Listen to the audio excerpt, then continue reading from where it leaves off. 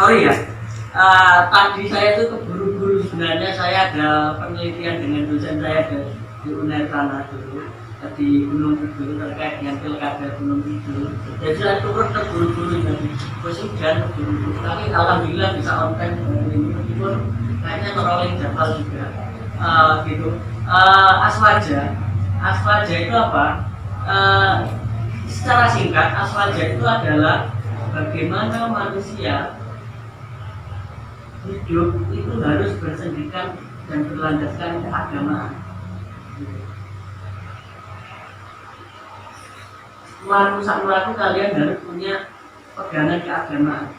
Oke lah, banyak organisasi-organisasi di luar sana itu melaku agama ya punya rumput sendiri. Ini keduniaan itu punya rumput sendiri, tapi di dalam pergerakan mahasiswa Islam Indonesia ini harus balance, harus berjalan beriringan. Dan ini sudah digodok jauh-jauh hari. Sebelum ada organisasi pergerakan, ada gerakan-gerakan mahasiswa seperti ini, dulu pernah ada yang namanya SI kalau di Solo, Sarekat Dagang Islam. Ada Kiai Samanuddin, Sarekat Dagang Islam kemudian berubah menjadi SI yang kemudian diampuni Cokro Aminoto dan sebagainya. Mereka pola perjalanannya adalah masih menggunakan bagaimana kenegaraan itu harus dijalankan dengan yang namanya agama. Itu dinamika di pergerakan di sebelum zaman pergerakan. Zaman pergerakan itu adalah zaman sebelum kemerdekaan. Nah, setelah itu Setelah itu muncul kemerdekaan. Nah, kemerdekaan ini banyak sekali tokoh-tokoh Nahdlatul Ulama.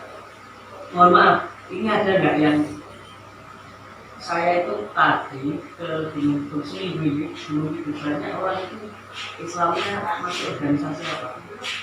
Saya tidak mengidentifikasi diri. Kira-kira ada nggak di sini yang tidak mengidentifikasi diri? Baru tahu ketika kuliah di IAIN, karena ini di Jawa Tengah. Kalau saya di Jawa Timur, saya lahir itu sudah NU, titik kue NU kan, ibaratnya. Tapi di Jawa Tengah beda lagi, apalagi Klaten, Boyolali dan sebagainya, karena dulu adalah wilayah merah. Maksudnya apa? Ketika 65 wilayah Klaten, Solo, Boyolali itu, padanya komunisme. Bahkan kemenangan Klaten, Boyolali itu adalah komunisme. Artinya orang itu terus KTP Islamnya subur. Nah, sampai sekarang banyak mbah-mbah kalian yang di pelosok-pelosok desa sana kadang itu masih seperti itu. Kira-kira ada nggak ini? Ada nggak? Nggak apa-apa. Jujur saya itu meskipun NU juga nggak tahu nama pesantren. Makanya saya agak nasionalis seperti ini kalau ngomong nggak tahu nama pesantren, tapi lingkungan saya membentuk saya seperti itu. Nggak bisa dalil, kan jelas nggak bisa dalil mbak. Kalau mbaknya yang Bojonegoro ini luar biasa. Ini Bu Aman Awanan itu luar biasa. Tahu Bu Aman Awanan yang ini bupatinya. Ini kan Yoto ya. Sekarang Bu Aman. Karena bentroknya adalah dua ormas besar itu kalau ini akhirnya tidak generasi macam-macam itu. Nah, seperti itu. Saya nggak menjelas bahwa NU itu terbaik atau dan sebagainya, tapi kalian setidaknya ketika kalian beragama, berislam, di sini kalian mengidentifikasi bahwa jamaah kalian itu yang seperti apa. Apakah jamaah itu dibuat untuk sesuatu? Tidak. Aswaja itu tidak mengedepankan seperti itu. Islam yang aswaja itu tidak mengedepankan hal-hal seperti itu. Islam aswaja, Islam Nahdlatul Ulama itu mengedepankan bahwa sebagai umat Islam harus bersendikan berlandaskan kalau di pesantren itu harus berlandaskan dengan nilai-nilai keislaman yang di Batul Masail kan dulu. Setiap ada permasalahan itu didialogkan. Ini seperti apa? Artinya Islam yang kita anut, NU yang paling tua ini, salah satu ormas yang paling tua ini adalah Islam yang tidak kagetan yang seperti sekarang. NU tidak pernah dulu ngomong itu sekarang tiba-tiba kamu Akbar dan sebagainya ada. Allahu Akbar itu hanya digunakan semangat, spirit bagi santri-santri yang ada di Jombang, Mojokerto, yang ngawalinya Jombang, Mojokerto, Lamongan dan sebagainya untuk dijadikan spirit dalam perang jihad 10 November. Awalnya seperti itu. Tapi sekarang coba aja, lebih di Solo. Kalian mungkin jalan-jalan ke Solo tiba-tiba ada sekumpulan orang yang mengatasnamakan ya seperti itulah. Ini yang banyaknya dari daerah atau yang sekitar sini aja? Ada yang dari luar pulau? Ada yang dari Klaten? Klaten mana? Klaten mana mbak? Cepet tidak sini aja. Nah, rata-rata dari mana? Wonogiri, Jakarta. Nah, lebih-lebih ini ambil contoh lebih Jakarta. Jakarta itu saya pernah itu penelitian di Jakarta sekitar 10 tahun yang lalu. Kemarin pun juga turun saya waktu gegerannya antara Ahok sama Anies itu. Turun maju wajar, ya. Penelitian ke lapangan wajar. Kita desain sama mahasiswa sama aja. Kita Jakarta itu saya ada sedikit yang menurut saya yang sangat menggelitik. Itu kamu dari mana mas? Dari Jawa Timur. Jawa Timur itu banyak orang-orang tidak, maksudnya agama banyak pesantren di sana. Tapi nggak tahu itu Gus Dur itu orang gila atau orang paling dia. Artinya segitu mudahnya kita itu menyatakan bahwa dengan tokoh besar, dengan ulama itu mengatakan gila dan sebagainya, dan kita itu tidak pernah mengatakan seperti itu. Aswaja yang digenung-genungkan oleh Mbah Hasim, yang digenung-genungkan Mas Wang, itu tidak seperti itu. Bahkan kalau kalian ke Jombang, ke mana, ke Kebumen ataupun ke Ramat Beras, itu tidak pernah ada hal-hal seperti itu. Artinya apa? Artinya PNU itu sebenarnya ketika Aswaja itu sudah mulai tertancapkan dan mulai dipercaya, orang-orang di luar NU, Cina, orang Hindu, kalau sekarang aja lah, kalau kalian ke makamnya Gus Dur, itu banyak orang Cina, orang Hindu, itu sampai kita ke situ. Artinya apa? Dinamika keaswajaan, dinamika Nahdlatul Ulama ini tidak hanya dipakai oleh Nahdlatul Ulama, tapi ini adalah bagian dari hablum minan nas masyarakat NU untuk orang lain, dan orang lain, orang Hindu, orang Cina, orang Buddha itu menerimanya. Sampai di sini paham nggak kira-kira? Kalau di aneh ada hubungan Allah, hubungan Allah itu adalah vertikal, hubungan kita dengan Allah. Ya, ada lagi hubungan nas, hubungan kita dengan sesama, ya kan? Satu lagi hubungan apa? Hubungan kita dengan, nah itu. Nah artinya aswaja itu bukan hanya dikaitkan dengan hubungan kita aliran yang paling benar, tapi aswaja ini adalah dikondisikan untuk menjaga hubungan dengan sesama manusia, terlepas itu adalah itu non-muslim atau muslim. Nah, garda terdepan saat ini sebenarnya aswaja. Keaswajaan saat ini itu kadang dengan orang yang di luar NU itu kadang disepelekan. Maksudnya apa? Ini tidak, bukan zamannya, ini bukan jergesnya, itu jiwa zamannya bukan seperti ini. di situ bahasa Belanda, karena di sejarah itu ada bahasa Belanda. Jadi masih kadang saya masih menghafalkan apa bahasa-bahasa yang bahasa asing. Nah, artinya dinamika aswaja ini bukan hanya dikaitkan dengan apa tadi saya paling benar, tapi bagaimana kita menjaga hubungan dengan manusia lain, terlepas manusia lain itu ataupun terlepas manusia itu muslim ataupun non-muslim, karena keaswajaan ini sebenarnya itu sudah dipikirkan jauh-jauh hari bahwa negara kita kalau dihubungkan dengan Soekarnoisme, Pancasila itu, kalau Soekarno kan ketika datang ke Brazil awal-awal, apakah keagamaan itu penting dalam Pancasila? Ini penting. Karena apa? Karena kalau di dalam Nahdlatul Ulama yang didirikan tahun 26 ini sudah aswaja, NU saja sudah mengamini bahwa negara ini bukan negara Islam. Kenapa negara yang mau dibuat Soekarno CS itu tidak mengadopsi hal seperti itu, sehingga Soekarno ketika merumuskan Pancasila, kemarin ada Ekasila dan Trisila dan sebagainya ya, nah, itu persoalan lain, itu persoalan digoreng-goreng aja. Nah,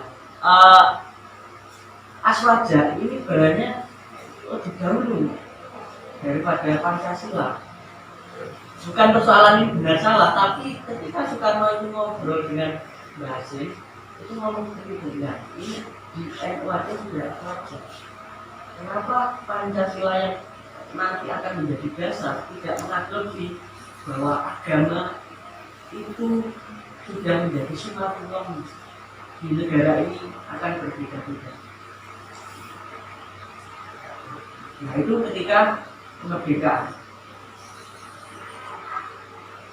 Nah, jauh setelah itu, pasca 65 kita selalu bahkan Soekarno kemudian di dalam bukunya Penyambung Negara itu mengatakan bahwa Indonesia itu kemudian menjadi nasionalis agama komunis dan sebagainya. Itu meskipun itu salah ya, tapi setidaknya Soekarno mengamini bahwa negara Indonesia itu sudah sebagai negara agama, sebagai negara yang plural, dan itu kalau diturunkan lagi ujung-ujungnya juga aswaja.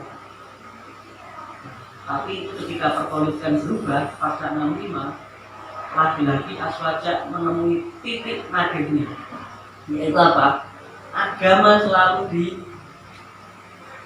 push, bahkan organisasi-organisasi PMI dan sebagainya itu harus dikandangkan. Yang dulu Islam kemudian harus dikandangkan atas nama Pancasila, semua harus diseragamkan. Sehingga agama termasuk NU itu juga salah satunya adalah organisasi yang ditekan-tekan. Kalian mbak-mbaknya, mas-masnya ini sekitar tahun 70-an itu tidak ada orang yang memakai jilbab seperti ini. Itu salah satu penekanan bagaimana pemerintah menekan keagamaan yang berkaitan dengan nilai-nilai nilai-nilai sosial. Atas nama menggunakan jilbab itu dianggap kanan. Kanan itu maksudnya apa? Ekstrim kanan. Jadi pemerintah Orde Baru dulu itu mengatakan bahwa bahaya yang paling besar itu adalah Latin kiri dan Latin kanan. Kanan itu adalah salah satunya yang ditekan itu adalah organisasi keagamaan. NU juga termasuk. Bahkan NU mau disusupi dengan pemimpin-pemimpin yang sengaja dibuat payang oleh pemerintah.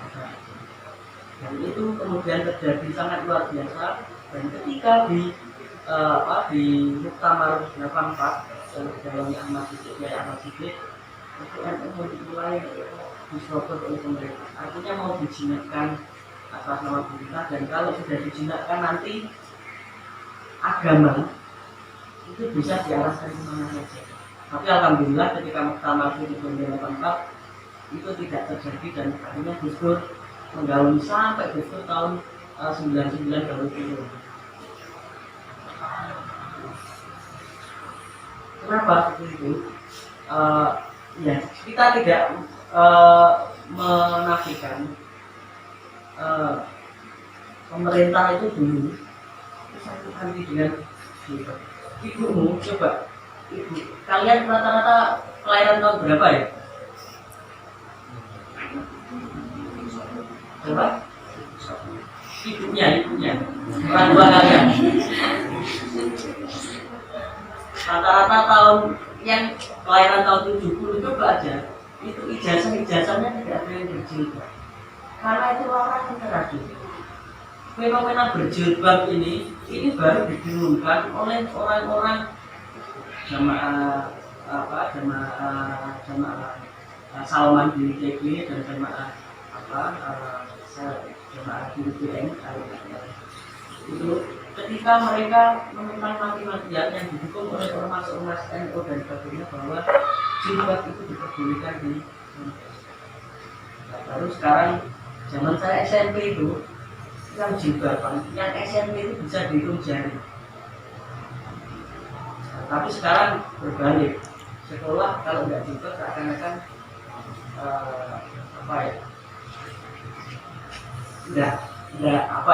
kurang serasi gitu. Nah, artinya apa? Tekanan aswaja itu secara ideologis memang sangat luar biasa. Meskipun NU dan sebagainya, ini saya belum cerita terkait dengan bagaimana laskar santri yang sudah ini jadi cerita mana ada apa ini? Sebenarnya saya lebih suka ngomong ke NU daripada sekedar ini. Laskar santri yang dari Jombang, dari sebagainya. Bagaimana ketika dia masuk ke Surabaya untuk perang 10 November dan kemudian dijadikan hari santri yang barusan itu, sebenarnya itu ada laskar-laskar, namanya laskar-laskar yang berkaitan dengan santri. Ada laskar santri, ada laskar Hizbullah, Kabulan dan sebagainya. Tapi coba di dalam buku sejarah kalian SMA pernah nggak mendengar namanya laskar santri dan sebagainya? Tidak pernah. Padahal dalam memori masyarakat Jawa Timur itu sampai nama laskar santri itu dijadikan sebuah daerah. Kalau Surabaya ada namanya lakar santri.